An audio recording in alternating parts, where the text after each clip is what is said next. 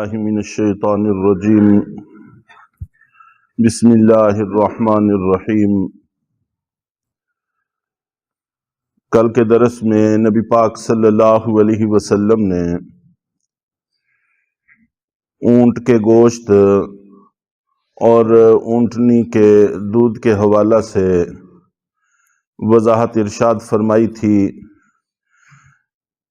کہ یہ حضرت ابراہیم علیہ السلام اور آپ کی اولاد ہمیشہ سے استعمال کرتی آئی ہے۔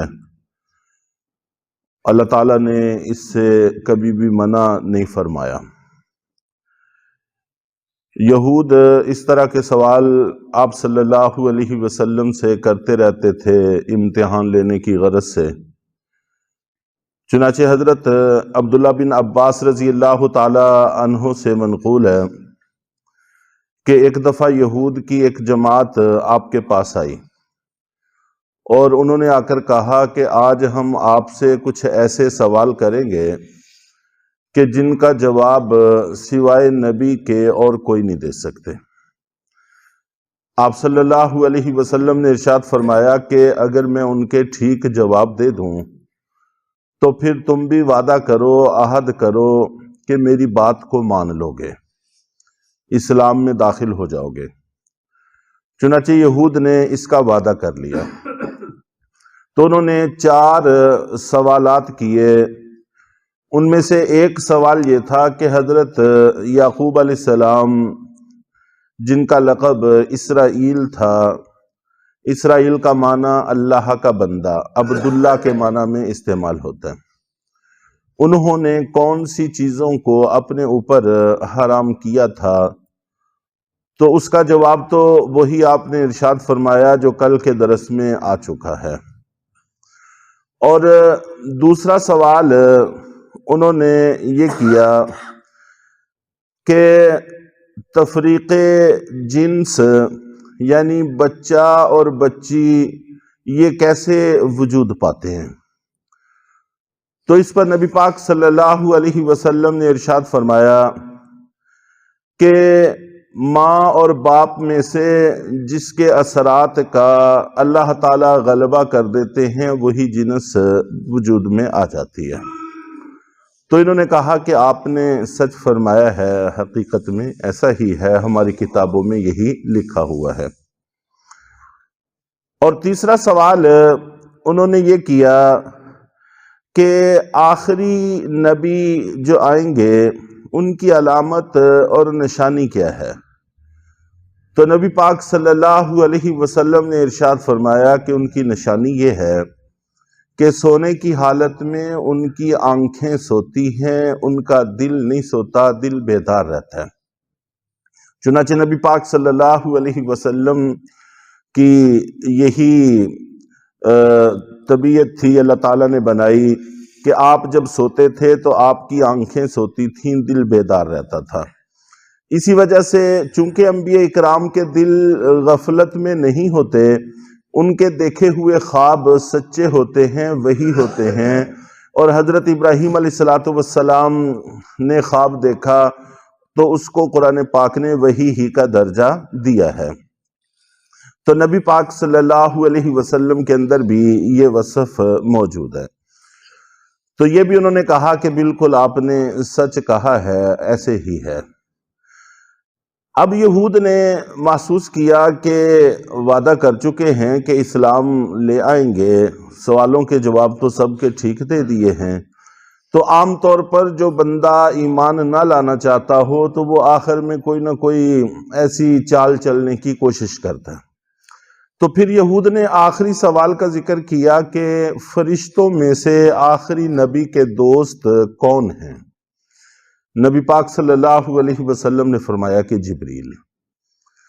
جواب یہ بھی بالکل درست تھا، ان کی لکھی ہوئی کتابوں میں عین اس کے مطابق تھا، لیکن فوراً کہنے لگے کہ جبریل کو ہم نہیں مانتے، اس لیے کہ ہمارے بڑوں پر سخت احکام لانے والے جبریل ہی تھے، تو اس لیے ہماری اور جبریل کی تو آپس میں دشمنی ہے۔ چونکہ آپ کے دوست حضرت جبریل ہیں اس لیے ہم اب نہیں ایمان لائیں گے۔ تو وہ اپنی بات سے پھر گئے۔ اس طرح کے سوال جواب کرتے رہتے تھے۔ اور ان آیات میں جو یہود کی طرف سے اعتراض تھا، تو پہلا اعتراض جس کی تفصیل کل ہو چکی ہے، دوسرا بنیادی اعتراض یہ تھا کہ حضرت ابراہیم علیہ السلام بیت اللہ کی طرف رخ کر کے نماز نہیں پڑھتے تھے، بلکہ بیت المقدس کی طرف رخ کر کے نماز پڑھتے تھے، اور سارے انبیاء کرام بیت المقدس ہی کی طرف رخ کر کے نماز پڑھتے رہے ہیں۔ آپ نے سابقہ انبیاء سے ہٹ کر بیت اللہ کو کعبہ بنا لیا ہے، تو آپ ملت ابراہیم سے ہٹ گئے ہیں۔ ان اول بیت وضع للناس للذی ببکۃ مبارکا وہدی للعالمین۔ تو جب انہوں نے یہ اعتراض کیا تو اس کے جواب میں اللہ تعالیٰ نے یہ کچھ آیات نازل فرمائیں، جس میں سب سے پہلے تو بیت اللہ کی تھوڑی سی تاریخ ذکر کی گئی ہے کہ بیت اللہ جس کو ہم کعبہ کہتے ہیں، جس کی طرف رخ کر کے ہم نماز پڑھتے ہیں، سب سے پہلے وجود میں آنے والا گھر یہی ہے۔ حضرت آدم علیہ السلام جب دنیا میں تشریف لائے تو آپ کو کچھ اداسی رہتی تھی، اور اداسی رہنی بھی چاہیے تھی، جنت کے ماحول کو چھوڑ کر آئے تھے، اور پھر وہاں پر فرشتوں کو دیکھتے تھے کہ وہ بیت معمور جو 7ویں آسمان کے اوپر ہے، جن کے پاس معراج میں حضرت ابراہیم علیہ السلام ٹیک لگا کر بیٹھے ہوئے تھے اور نبی پاک صلی اللہ علیہ وسلم کی ملاقات ہوئی، تو فرشتے اس کا طواف کرتے ہیں۔ تو اللہ تعالیٰ نے حکم دیا کہ بیت معمور کی طرح آپ بھی زمین پر ایک گھر بنا لو جس کا طواف کیا کرو، تاکہ تمہاری یہ اداسی ختم ہو اور یہ دور ہو۔ چنانچہ حضرت آدم علیہ السلام نے بیت اللہ کی بنیاد رکھی، اور اس کو اول گھر سے تعبیر کیا ہے، ان اول بیت، کہ یہ سب سے پہلا گھر ہے۔ عین ممکن ہے کہ پہلا ہونے کا مطلب یہ ہو کہ دنیا میں سب سے پہلا بننے والا گھر ہی بیت اللہ ہو۔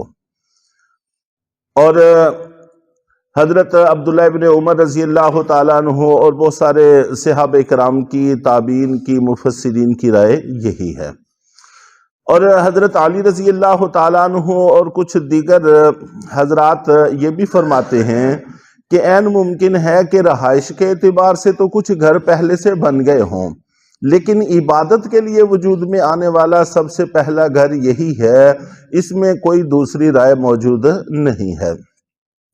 تو بہرحال عبادت کے اعتبار سے سب سے پہلا گھر ہو یا مجموعی اعتبار سے سب سے پہلا گھر ہو، تو سب سے پہلے وجود پانے والا گھر عبادت کی غرض سے وہ بیت اللہ ہے، اور حضرت آدم علیہ السلام نے اس کو تعمیر کیا، اور یہ حضرت نوح علیہ السلام کے زمانے تک اسی طرح پہ قائم رہا۔